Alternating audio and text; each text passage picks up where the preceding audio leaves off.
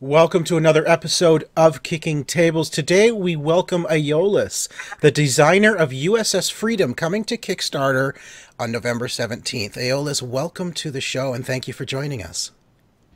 Thank you very much for having me here.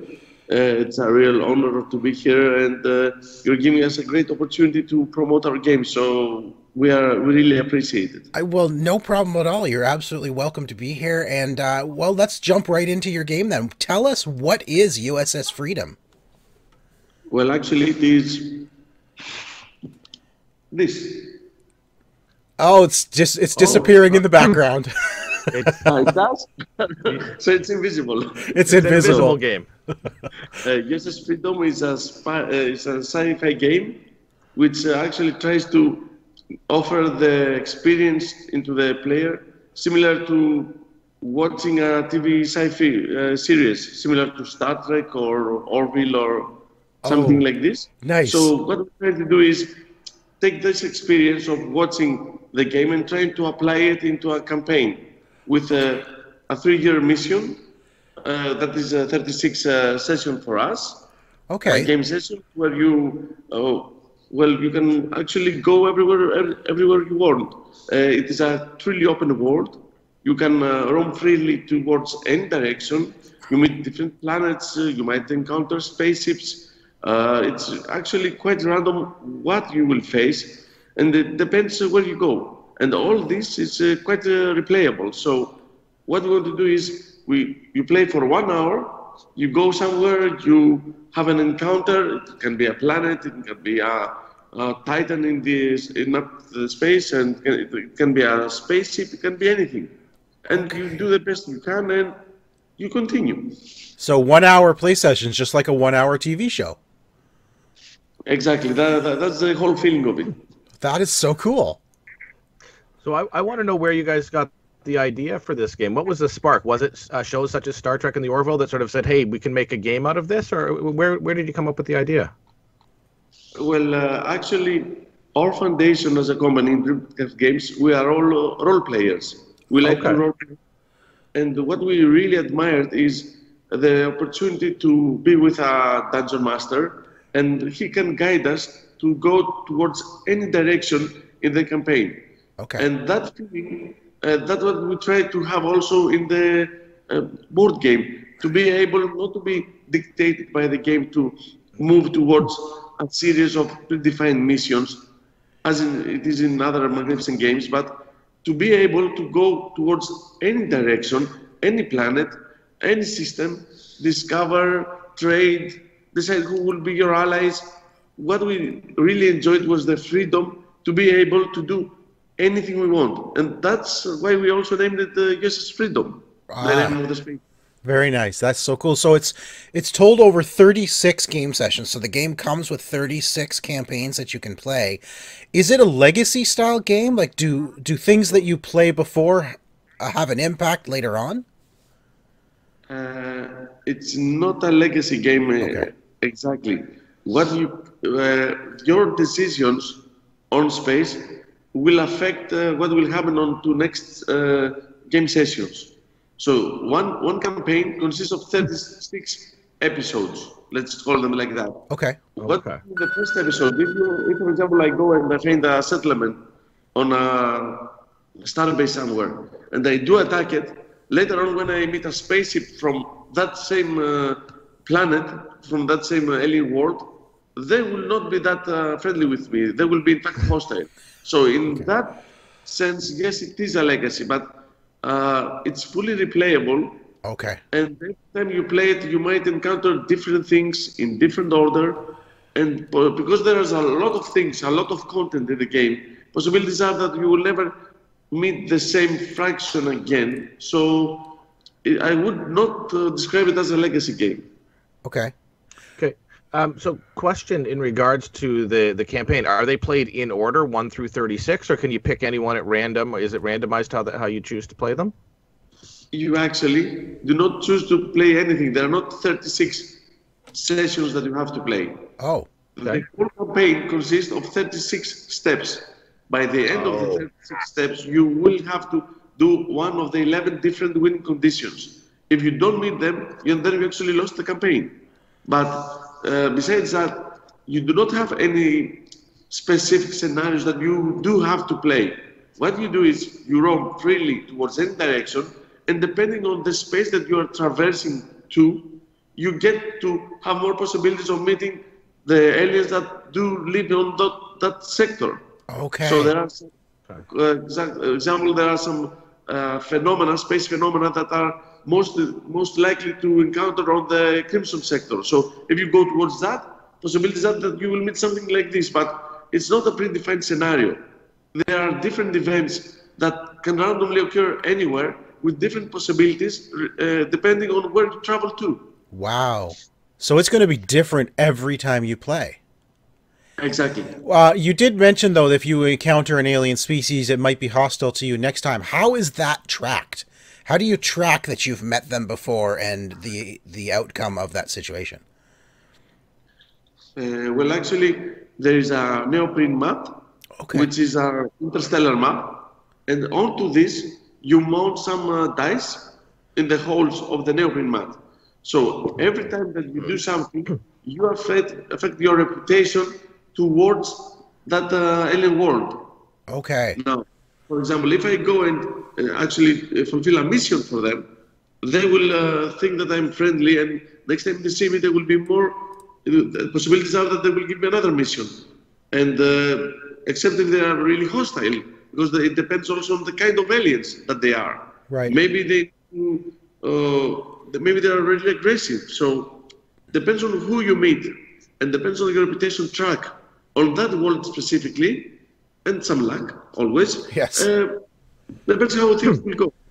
So are you taking a picture of it between sessions, or is there some way to record what happened between sessions? Well, what we really wanted to do is actually have a game where you pack everything fast and unpack fast. Right. I'm a good fan of different game of campaigns. For example, I love Gloomhaven and other games similar to this, but I do not like to waste a lot of time in setting up the board. Yes. So what actually is you have this campaign pouch where you actually store everything from a campaign. Oh. So everything that is in your cargo from the spaceship goes in there. All the upgrade tiles from the upgrades that you have done on your spaceship go over there. Your credits also in there. Oh, awesome. So what you have one campaign pouch and you have everything inside. When you are going to play the game, just open the pouch, put everything in the table, and in less than 3 minutes, I'm ready to play. Right back to where you were last time. Exactly. Absolutely love that. That's a really great idea. That's fantastic. Yeah. Thank you. So the campaign missions, I know that you can play in solo or in co-op. Does it change how you play if you're playing a solo variation of the game? No, actually, does not alter that much the experience of the player. Sometimes, because we play tested it a lot, and we also blind tested it, people playing solo used to take more time because they were thinking more of the what to do with the decisions. Mm-hmm. They were trying to decide, should I be friends with this ally? Yeah. Should I try to attack them first before they attack me so I have the initiative? Or should I wait, maybe they will not attack me and they will be friendly? So, when there were more people, they got to in a situation where they voted for its decision very fast, so the game was much more fluid. But that's up to the players. That's all about the chemistry that the players have in the table, right, and how they will handle it. That's great. How long have you been working on USS Freedom? How long of a development cycle has it been?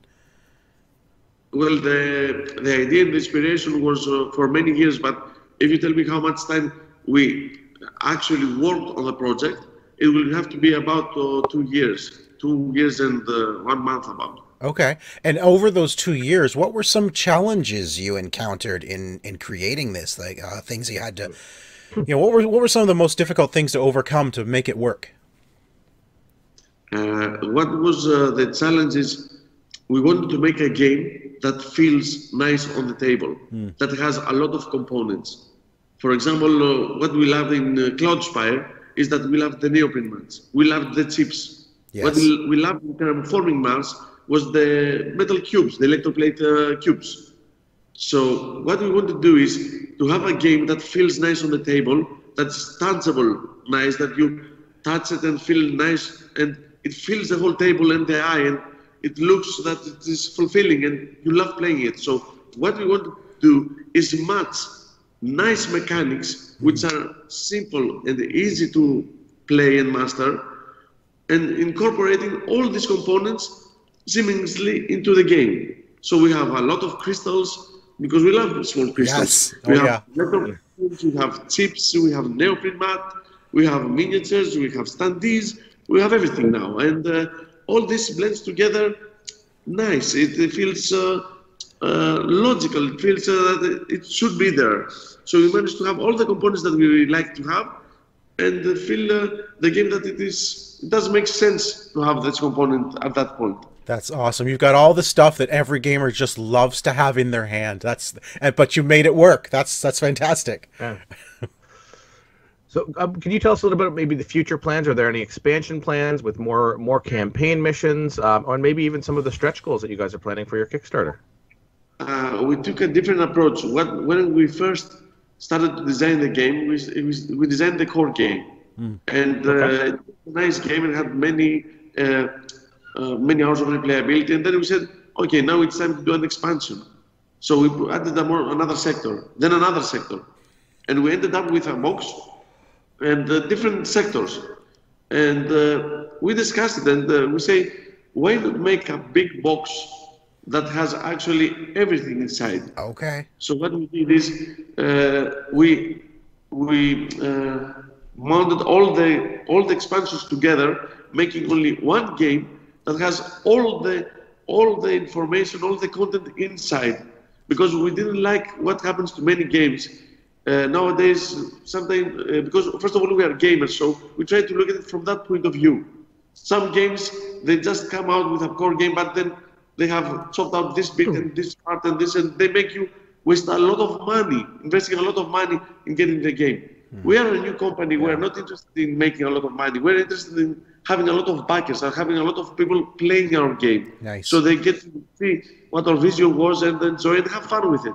Right. So we put in a really good price everything in one box to be able. So we are not looking now at other expansions. Of course, the game is expandable. It's a space game. You can just add sectors and make it huge. Right. But as it is, it should be sufficient for many years of gameplay and repeating the gameplay. So we are not looking now for any further expansions. We feel that the game is complete and it doesn't need it again. So if someone buys it, he should be able to play it for the next years without having to buy an expansion. That's fantastic. I love that philosophy, and that's absolutely great.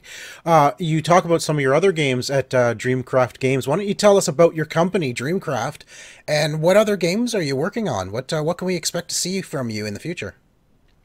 Well, we are quite a new company. We have made Theosis, which was funded on Kickstarter, and then we did Aiollus, which is also a co-op game, which was also funded on Kickstarter. And this is our third project. Okay. Now, we already have completed our fourth project, which will have to do some things it's called the Age of Inventors, and we have many other things to do. But our first priority now is to complete the games that we have made, give them to backers, support the game, play the game with people, explain everything. Yes. And as soon as everything is finished and we feel that we are complete and our backers are satisfied and happy with us, then we can move on to the next project. And since we have that finished, by that time we will be working on the game which comes just after that. But please let me not say so many things about the other one, because it's going to be our project. It's going to be our really powerful one. But it will come in about 2 to 3 years from now. Well, we will have you back on when you're ready to talk about that one for sure then. But Aiollus, Uss Freedom sounds absolutely incredible. I love the concept of, sitting down and playing an episode of Star Trek or the Orville, or you're right up my alley. I am a huge fan. Star Wars, Star Trek, Orville. Orville's fantastic. And I love that you've taken that concept of a 1-hour show and said, sit down and play a 1-hour show of your favorite star-based television. I think you've got a winner here. The campaign starts November 17th. So Yes, everybody yes. go check it out. The link is down below to the campaign. Be sure to check it out. Aiollus, thank you so much for joining us, and I'm excited for your game. Thank you very much for having me. So thank you everyone for watching. Please have a look at our Kickstarter page and evaluate if this game looks nice for you. And also subscribe to Miji Nexus just down below on the bottom. And thank you very much.